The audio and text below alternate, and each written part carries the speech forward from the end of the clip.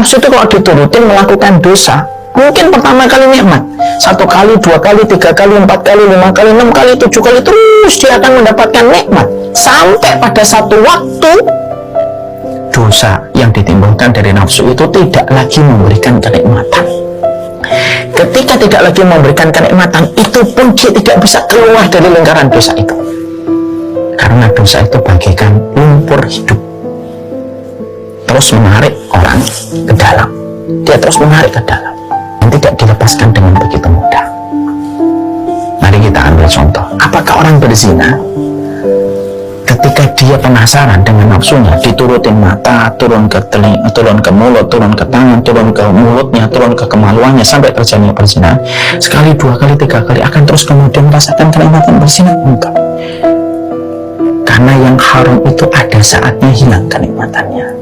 Asyabnya, ironisnya, ketika hilang itu kemudian kenikmatannya, orang yang melakukan dosa pun tidak bisa keluar dari dosa itu.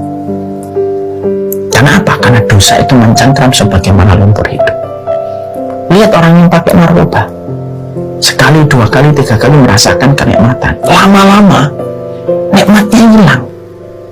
Yang dirasakan apa? Sakau, nggak bisa mikir, terus kemudian nggak ada yang bisa dikerjain, nyusahkan orang gitu.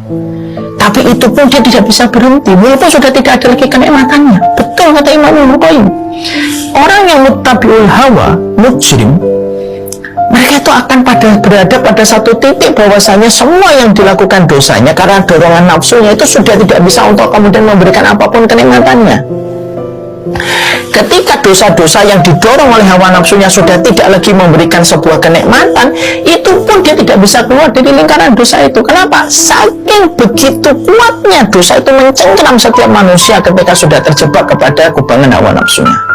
Itu mujrim. Kesenangan itu tidak akan pernah menjadi anak tangga kebahagiaan. Kalau yang kita kejar cuma kesenangan. Kadang-kadang kita harus makan makanan yang tidak disukai oleh kita, tapi sehat untuk kita. Sama itu, perumpamaan bahwasanya makanan yang kita sukai belum tentu menyehatkan, dan banyak makanan yang kita sukai tidak sehat. Sama, kesenangan itu tidak menghantarkan kebahagiaan. Itulah parahnya nafsu. Nafsu itu sudah, dia tuh, kata Imam Ibnu Qayyim, itu sudah narik sebagaimana pasir hidup. Sudah ditarik terus, orang tidak lagi merasakan kenikmatan.